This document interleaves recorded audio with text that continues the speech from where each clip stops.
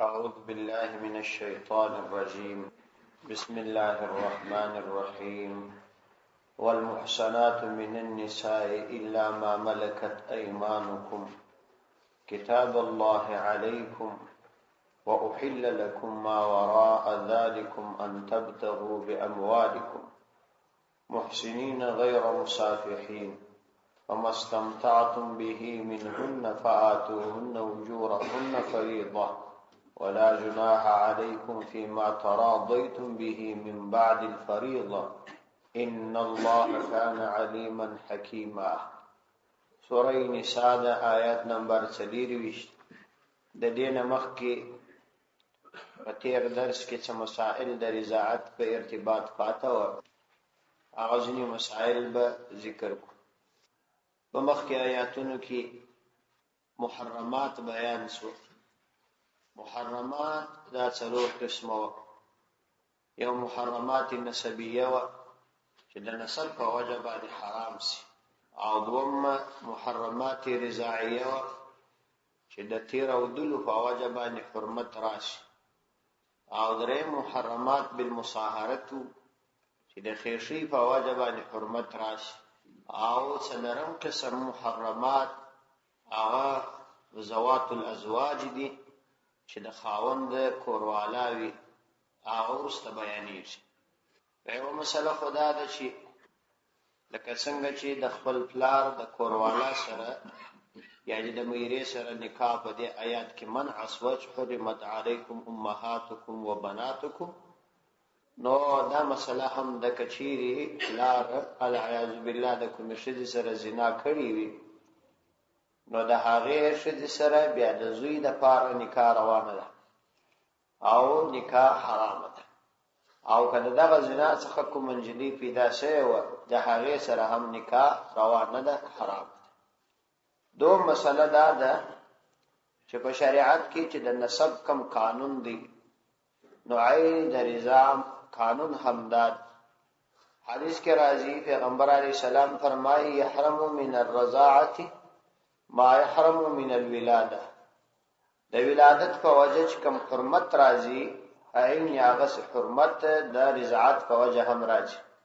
د مثال په توګه که کوم حالت د کومې ښځې څخه ته ورودي او په موده کې د رضاعت چې دا 2 کاله یا 2.5 کاله ده، په دغه موده کې نو دغه ښځه د مور بلل کېږي، او د دې ښځې لوڼې د خوندې بلل کېږي، د دې ښځې خاوند د پلار بلل کېږي، د دې ښځې خور د خاله بلل کېږي، د خاوند خور یې د عمه بلل کېږي. نو څنګه چې د عمه سره د خاله سره نکاح کول حرام دي، او د هغه رنګه د خور سره د نسبي خور سره حرام دي، په دغه ترتیب باندې د حرمت په دې ټولو کې ځي. کوم سړی چې د دې ښځې څخه تی ورودي، د دغه تی چې د ورسره راودلی دي د دغه ښځې لوڼې که مشرانې که کشرانې پر دغه تېرودونکي باندې حرام دي. دی د هغو کور ته ورغلی دي، د هغې کورنۍ څخه دی بلل کېږي.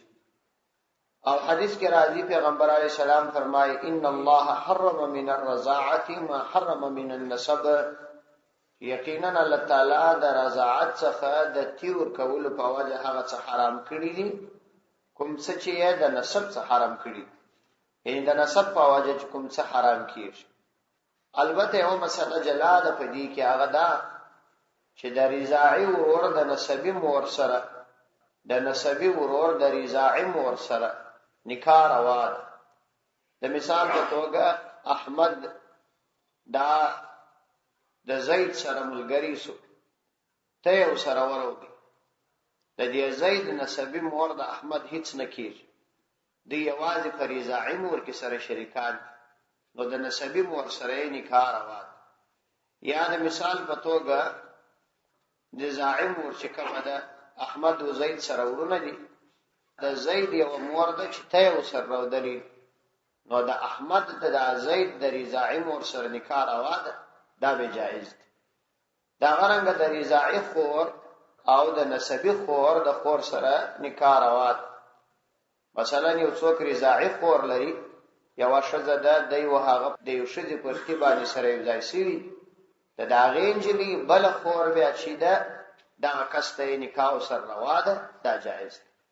یا د مثال په توګه د نسبی خور رضاعی خور ده، د سړی نسبی خور ده، د هغه به یو بل رضاعی خور ده، نو دا ورور نکاح د هغه سره روا کیږي. مطلب دا چې د رضاعی ورور د نسبی مور سره او د نسبی ورور د رضاعی مور سره، د رضاعی خور د نسبی خور سره او د نسبی خور د رضاعی خور سره نکاح روا ده دا جایز دي.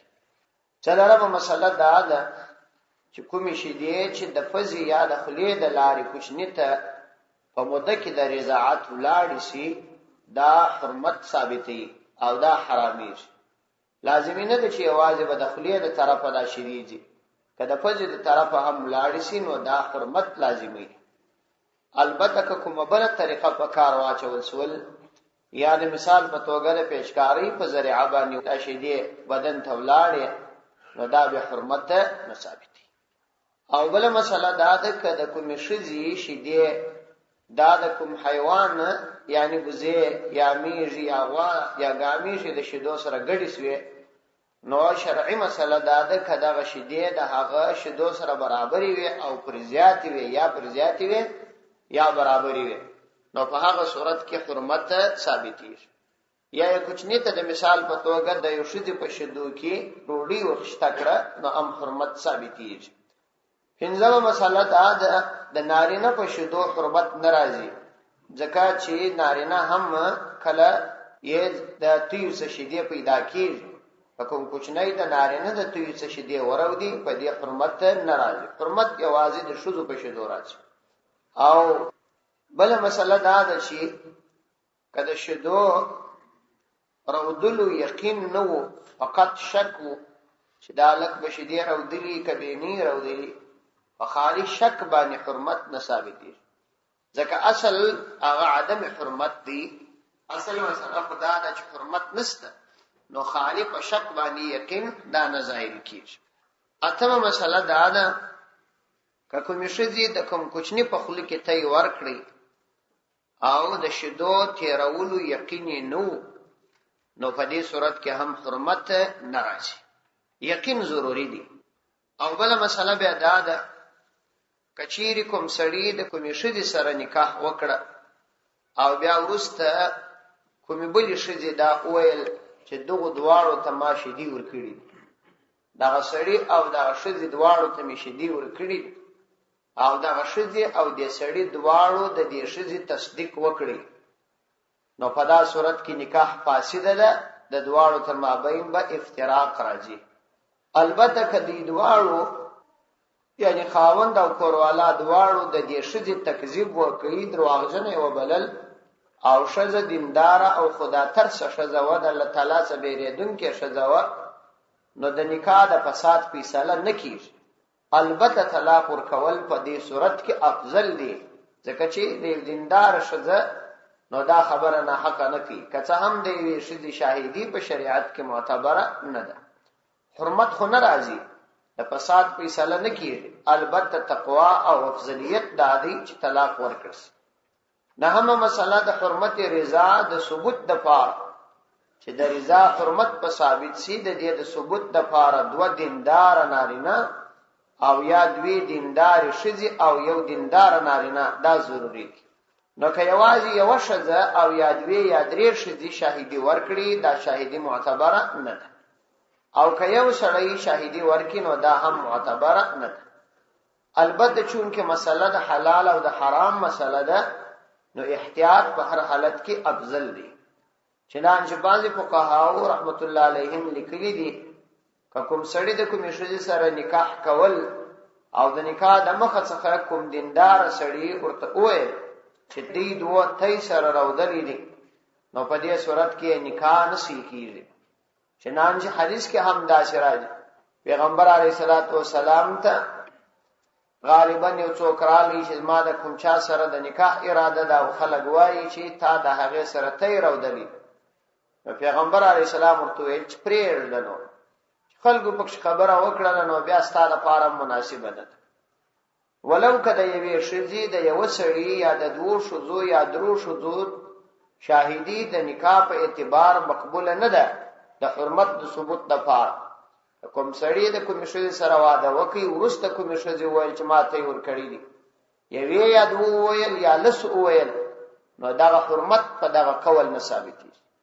کدوې دیندار شدي او یو نارینه سره ملګری سو شاهدی ورکړه بیا د حرمت په ثابتي شي. خو په هر حالت کدا کومه مسله راشي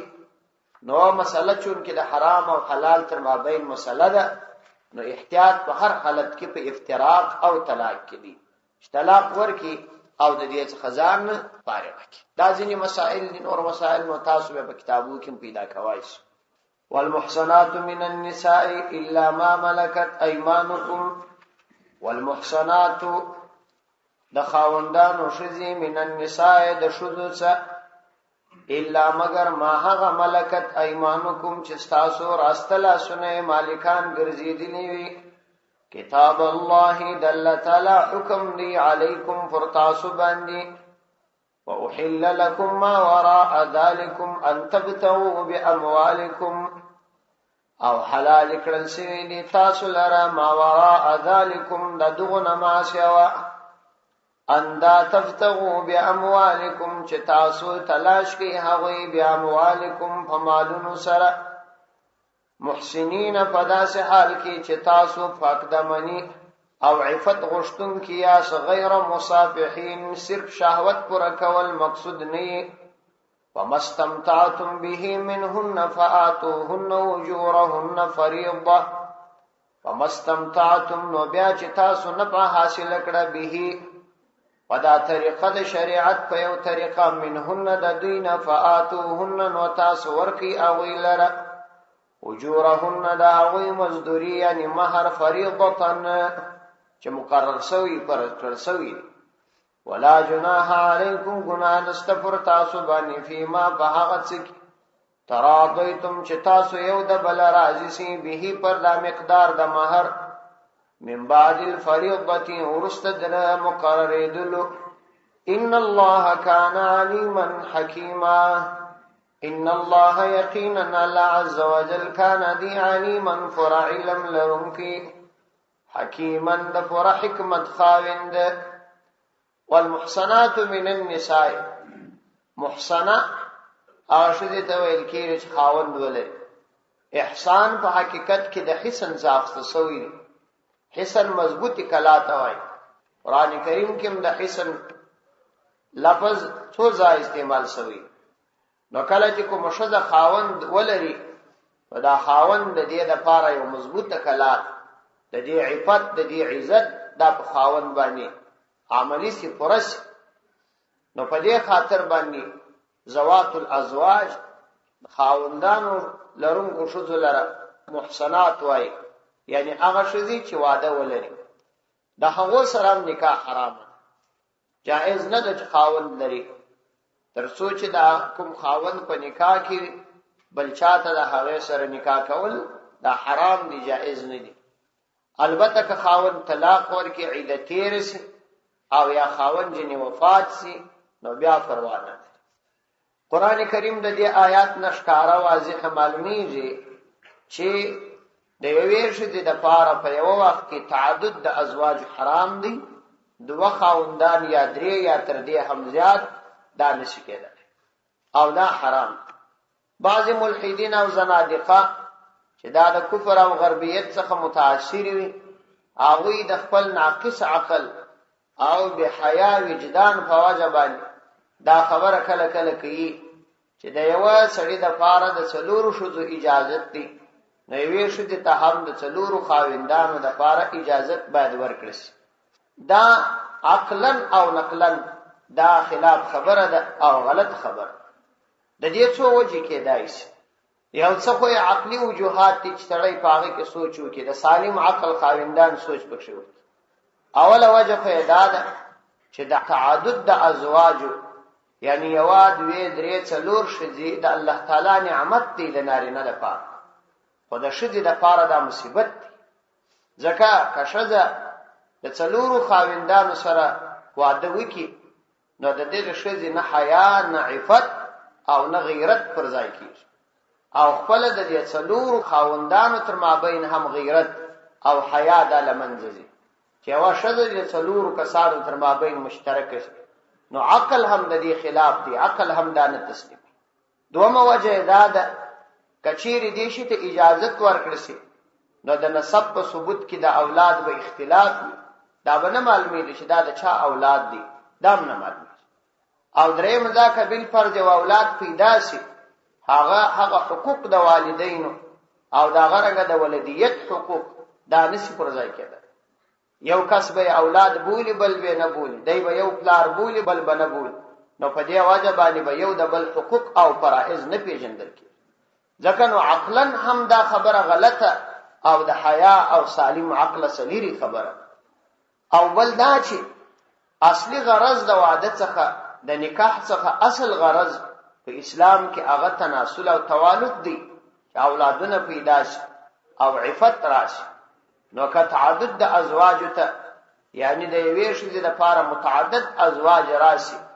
نو په دې صورت کې موږ دا سوال کولای شو چې څلور خاوندان د یوې ښځې لپاره دا د حمل ذریعہ نشي ګرځي حمل به فقط د یو څخه کیږي د څلورو څخه حمل کېدلای نشي وکچيري څلور ښځې د یو خاوند په نکاح کې نو د یو کس څخه حمل بالکل امکان لري او د هغه صورت څخه نشي راتله نو ځکه د دې درو کسانو قوت به پر یو غیر شرعي طریقه باندې ضایع او برباد شوی او کوم مقصود چې د نکاح څخه دی هغه په لاس نه راځي او څلورمه وجه دا ده چې تجربه او مشاهده پر دې باندې شاهدی ورکي چې شذ د نارینه په مقابله کې صنف نازک او ضعیف مولانا اشرف علي تحنوي رحمه الله لیکلي دي چې تجربه ده چې د کال په اکثره حصہ کې شذ قابل استمتاع نشي کېدل یعنی د کال په اکثره حصہ کې شذ د خاوند حقوق نشي ادا کولای او حتی چې په بعض حالاتو کې یو شذ د یو خاوند حقوق له هم پوره نشي ادا کوي نو کبل فرض د ویښ دي د پاره د دې اجازه ورکړي شي نو بیا به د دې حقوق څنګه ادا کړي او بل وجه دا ده چې پنځم وجه چې نارینه د جسمانی قوت په اعتبار باندې هغه تر شوزي څو چند زیات ځکه د شوزي د اولاد د پیدا کېدلو سره سم جسمانی قوت کمزوري کیږي د دوه درو اولادو په پیدایش کې د نارینه په مقابله کې جسمانی قوت صفر ترازی نو په دغه صورت کې به د یوې ښځې لپاره تر یو زیات خاوندان څنګه برداشت کړلی شي چنانچه د دې په مقابله کې یو نارینه هغه قوي هم دی ولی شریعت د نارینه قوت او مزاج پیژندلی دي ځکه نو نارینه ته د یوې څخه تر زیاتو نکاح اجازه ورکړي چنانچه کوم کس کوي په یو کور والا تشفی نسوای کېدلای او هغه لازمي ده چې بل واده وکړي ځکه کایونه کې نو لا محاله به هغه په نور ناروا اعمال وخت کې نو د دې پر ځای باندې چې په ناروا اعمال وخت کې شریعت پر د لازمي چې دوم مدریم او څلورم واده وکړي خو د دې مقابل کې په شذ کې دغه قوت نه پیدا کیږي چې هغه دې د یو خاوند څخه زیات ته قدرت یا وس پیدا کړي دا خو عقلي وجوهات او شرعي وجوهات خو عادي نقل خپل ور باندې ثابت دي قرآني دلایل دي هغه ته ضرورت نشته چنانچه پیغمبر علیه الصلاۃ والسلام د داسې سړي د قتل اراده کړې چې هغه د خاوند شذ په نکاح کې دا څو وجوهات دي نو المحصنات من النساء الا ما ملكت ايمانكم او زوات الازواج یعنی د خاوندان او شذې د دغه سره هم نکاح حرام ده خدا دوه قسم نکاح دا موقت حرام ده یعنی د اختینو جمع کېدل د دوه خوندو او دا غرنګ د محصنات یعنی چې د خاوندانو شذې دا په هغه وخت کې کچيري خاوند ژوندۍ او طلاق ورکړي نو او یا وفات شوی نو کچيري وفات شي یا طلاق ورکړي او دا غرنګ اختینو کې د دوه خوندو جمعیت هغه وخت حرام دي چې کا د خاوند یو په نکاح او بل بیا جایز نه ده البته کایوي ته طلاق ورکړي عدت رسی بیا بل په نکاح کوي شي والمحصنات من النساء الا ما ملكت ايمانكم مگر هغه قسم ملکت ایمانکم چې تاسو لاسونه مالکان. مطلب دا چې منځي بیا تاسو ته روان دا د مخکنی حکم څخه استثناء، مگر هغه قسم مستثنا دی چې شرعاً تاسو په ملک وي مملوک وي. یعنی کڅه هم د دې شذي چې منځ د خاوند په دارالحرب کې ژوندۍ پاتې وي او دای په نکاح کې و مسلمانانو هغه علاقه فتح کړل او دا شذي او خلک بنديان راوستل. د اسلامي امر سورسته په غنیمت کې تقسیم شو، نو بیا دغه شذ دغه مجاهد ته چې دا په غنیمت کې ورسېدل د هر چا ملک چې وګرځېدي دا هغه سره بیا جماع کول دا جائز دي رواج. صرف کچیر هغه د حمل خاوند او حمل درلود دی وضع حمل ورته شرط ده، کنو یو حیث فقط کفایت کی چې بس د اسلام ملک ته هغوی را داخلي کړل سولې نور د بخاری خاون سره نکاح ختم ده. الا ما ملکت ایمانکم کتاب الله، یعنی دا د الله تعالی حکم دی چې تاسو ته د اجازت کړی دی او د نور څخه منع کړی دی. کتاب من الله علیکم، یعنی د الله تعالی د طرف پر تاسو لیکل سوی حکم دی. وأحل لكم ما وراء ذلكم أن تبتغوا بأموالكم، وأحل لكم أو حلال کړي استاسو د فار ما وراء ذلكم ما سوا دغنا، یعنی دغه محرمات چې مشتاس ته بیان کړه د دې څخه ما سوا د نور سره نکاح حلال ده جائز ده تر څلور پوری. اخوا ته به منع ده ځکه مخکې آیاتونه تیر دا شنی چې سړی په غلطي کې ولويږي چې دلته خدا دې ما وراء ذکر سوی دی بس ارڅوي، ځکه مخکنی آیات د دې حکم مقید کړي چې در څلور پوری ما وراء جائز دي. مثلا د خالل رسول د مامال رسول د اکال رسول داغه سي د اکا کور والا سو د ماما کور والا سو چې بعد الوفات یا ورسته در طلاق راشي دا غرنګ د هغه زوی چې هغه په نامه باندې زوی بلل کیږي چې متبنا ورته ویل کیږي داغه د کور والا سره ورسته در طلاق نکاح روا او دا غرنګ د دوه خوند تر مابین جمعوالی چې یو طلاق کې بل وکي دا روا دي تر څو چې د بل طرف څخه حرمت راغلی نه. نو وحل لكم ما وراء ذلكم ان تبتغوا باموالكم، چې تاسو هغه تلاش کی د نکاح کول تلاش کی باموالکم فمالون سره، یعنی مہر په نکاح کې ضروری دی، تلاش د نکاح د فار ضروری ده چې خامخا په هغه کې مہر ټاکل کیږي. مہر لازمی دی. جساس رحمت الله علیه لیکلی دي دوه شی په نکاح کې ضروری دي. یو دا ضروری ده په نکاح کې چې مہر به خامخا وي،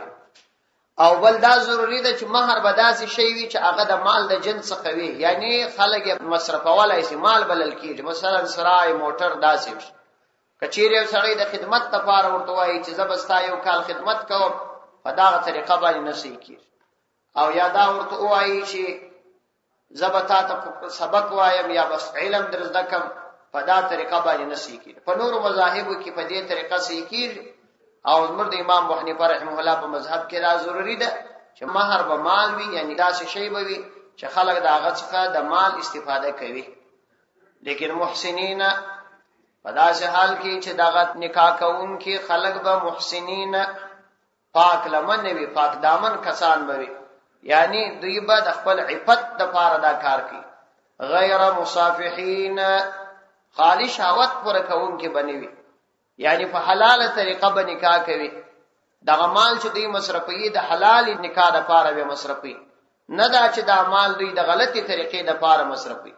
مطلب دا چې زنا هم په پیسو باندې حاصلېږي او شرعي نکاح حلال نکاح دام په پیسو باندې راځي، لیکن د مال د مصرفولو د پاره به ضروری دا وي چې حلال نکاح به غرض وي. تسبیح به غرض نه وي فقط د اوبوتو یول او د شهوت پر کول. نو دا آیات عام دي، زنا ته هم شامل دي چې زنا به هم نکي، او متعه ته هم شامل دي، موقتی نکاح ته هم شامل دي، بلا شاهدانو نکاح ته هم شامل دي، جبري نکاح ته هم شامل دي. دا ټول صورتونه روا نه دي. فمستمتعتم به منهن فاتوهن اجورهن فريضه ولا جناح عليكم فيما تراضيتم به من بعد الفريضه فمستمتعتم بهن. نو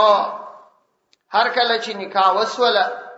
او د نکاح ورسته په مستمتعتم، هر کله چې تاسو نفع حاصل کړه به په دغه شرعي طریقه چې معتبره ده یعنی مہر مورکی داغه سره منفعه حاصله کړه منهن د دوینه فمستمتعتم نو هر کله چې تاسو نفعه حاصله کړه به په ذریعه د مال منهن د دوینه فآتوهن اجورهن نو تاسو ورکی هغوی لره اجورهن دا هغوی مزدوری یعنی دا هغوی مہر ورکی پدې کې بیا ځندېدل مکو یعنی کله داسې هم کې دلای شي چې مہر پاتې وي نکاح دا جائز ده په بعض علاقو کې داس پیشي نو بیا مہر ضروری دی فریضتن یعنی دا مہر دا فریضه ده د شریعت د طرفه پر تاسو لازمی ده او تاسو خپل هم پر ځانو لازمی کړی ده دا به تاسو ورکوي لیکن هو خدا سي لازمی نه لکه المنز چې هیڅ تغییر او تبديل نه پکښ راځي بلکې که تاسو په خپل رضا باندې پدې کې څه تغییر او تبديل راوستي خاوند په مہر کې زیادت راوستي یا کوروالات څه مہر معاف کی ورسته یا ګرد معاف کی دا به پروا نه لري ولا جناح علیکم فيما تراضیتم به من بعد الفریضه ولا جناح گناہ نست علیکم پر تاسو باندې ورسته فيما فاغت کی تراضیتم چې تاسو راضی سی یو د بل به پر دا مقدار باندې د مہر من بعد الفریضه ورسته درچا کولو چې واره موټه کوي بیا کورسته تاسو پر کمولو یا پر زیادت راضی سواس پدې کې ګناه نشته مثلا خاون مہر ور زیات کړي او یا کوروالا کم کیا یې بيخي معاد کی ان الله کان علیما حکیما ان الله یقینا الله عز وجل کان ذی علیما فرع علم لرنکی یعنی استاسه مصلحتنا الله تعالی ته معلوم دي حکیمن د پورا حکمت خاوند دي د همدغه مصلحتو د رعایت د فارتا ستا احکام نازلوي فمستمتعتم به منهن باندې د شیګانو یو غلط استدلال ستا چې د دوی په کتابو کې نقل شوی هغه د استمتاع څخه داغه د متعه جواز مرادي استمتاع د په عربي کې ماده درې توري ممتاع دا ممتاع عین دا ماده د دې کلمې دا د متاع څخه اختصار ده نفع ته ویل کیږي او استمتاع سین او تا چې سره ځای په عربي کې بیا په معنا باندې د حصول او د طلب راځي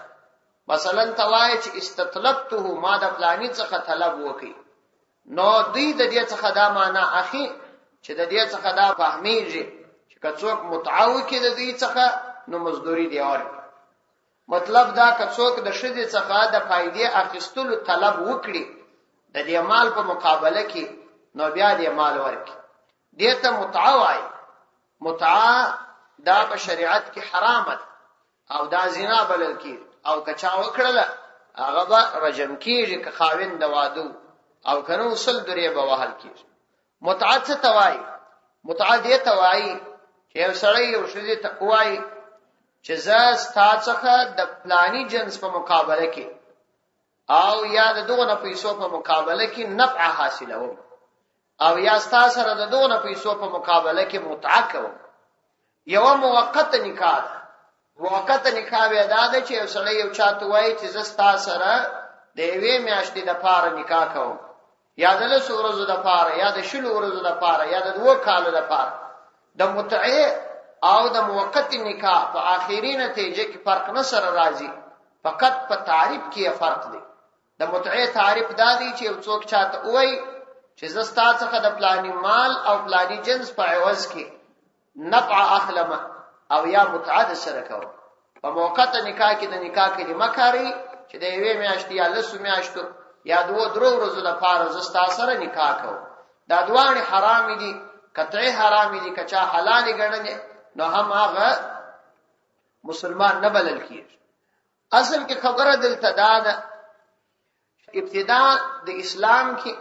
د متعه او د موقت نکاح اجازت وو پیغمبر علیه الصلاۃ والسلام دا ورسته په خیبر کې منع کړی او د فتح مکه په ورځ باندې 3 ورځې وایي ته جواز ورکړی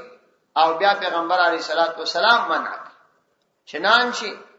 د پیغمبر علیه الصلاۃ والسلام څخه امام بخاری او امام مسلم د حضرت علی رضی الله عنه په واسطه یو حدیث را نقل کړي علی رضی الله عنه وايي ان نبی صلی الله علیه وسلم چې نبی عليه الصلاة والسلام نهى عن متعة النساء، پیغمبر علیه السلام د متعه څخه د شذو منع و فرمایل، وعن لحوم الحمور الاهلیه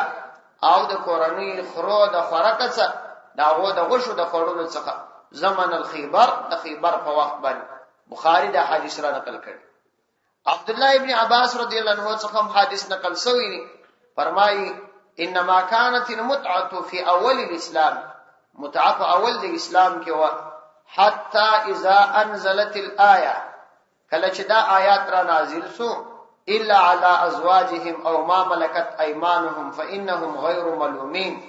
فمن ابتغى وراء ذلك فاولئك هم العادون. دا آیات نازل قال ابن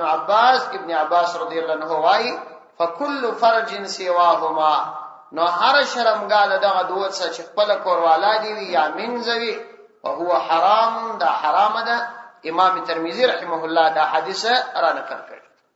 دا خو یې نقلی وجوهات،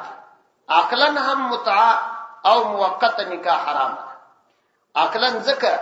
چې کوم مقصود د نکاح دی هغه نه پوره کیږي، د اولاد په ارتباط باندې تربیت د لمنځ او فقط یو قسم شهوت رانی ده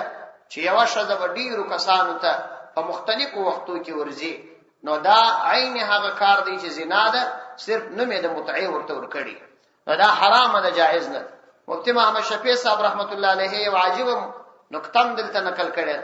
هغه وايي دغه فرقه چې د حضرت علی رضی الله عنه د محبت دعوه کوي او په ځینو ځایو کې خو حضرت علی رضی الله عنه تر نبی علیه السلام لوړ، حتی تر الله تعالی هم لوړه درجه ورکړي، خو په دې ځای کې دوی د هغه سره مخالف دي، هغه دا حرام غني او دوی روا غني، دوی د هغه سره په دې کې مخالف دي. د دې څخه معلومه شول چې دا په یو عقیده نه ده، دا فقط یو شهوت رانی ده، ما زه د مذهب نوم ورکړي دي، دا مذهب نه دی او نه دینداری ده، دا فقط صریح کفر دی. صدق الله العظیم.